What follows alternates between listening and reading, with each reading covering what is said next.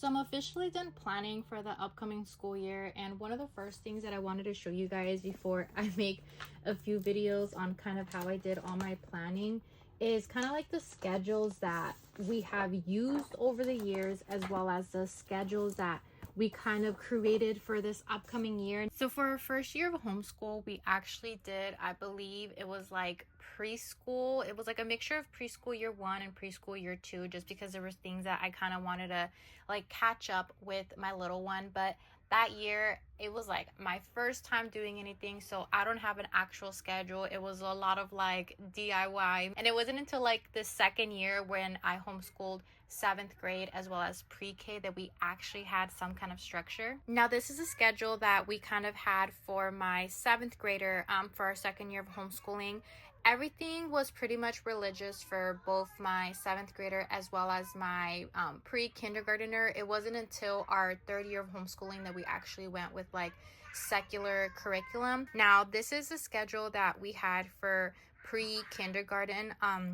My son, he was a late talker. This is like the year that he actually started to like speak a little more, put like sentences together and that kind of stuff. We really focused a lot on like building his vocabulary and everything, but this is kind of like what we used for our second year of homeschooling, those two right there. Now for the 3rd year of homeschooling, we ended up doing 8th grade as well as kindergarten and our first year of preschool with our little one.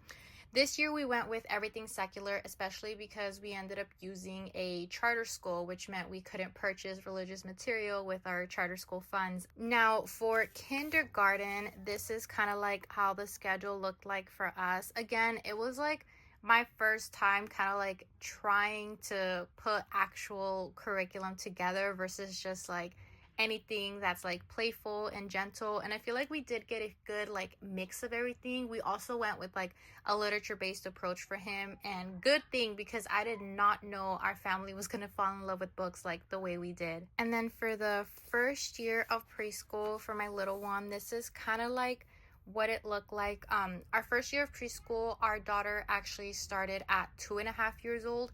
When our son like did this similar schedule, he was 3.5. Again, I started homeschooling him like a little later because I just learned about it a little later. But this is we kind of did like the same thing that I did and like used with my son the first time I started all this. Now for this upcoming school year, this is how our first grade schedule is gonna look like. I did go ahead and remove a few things, and then I also went ahead and like added a few other things, especially because we are going to be sticking with piano, and now that he's reading, I kind of wanted to like add him reading to someone. So this is kind of like how his schedule is going to look like. I don't think anything's going to change just because I removed and already added a ton of things. So this is his schedule for the upcoming school year. And then for our daughter, who is going to be doing her second year of preschool, this is kind of like what I have laid out for her. It seems like a lot, but this is honestly me just writing down everything that we have, that way I can actually use it or bring it out.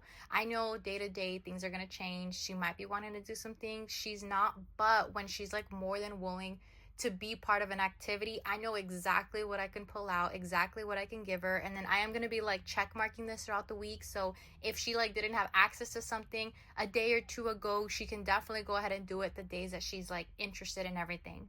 And then for our oldest, I don't have anything. Why? Because that child decided that she wants to go to public school. So I'll definitely make another video about that. I honestly forgot that she only wanted to be homeschooled for middle school. So she knows exactly that this journey is all about her and what she wants, which is why we decided to homeschool and pull her from public school in the first place.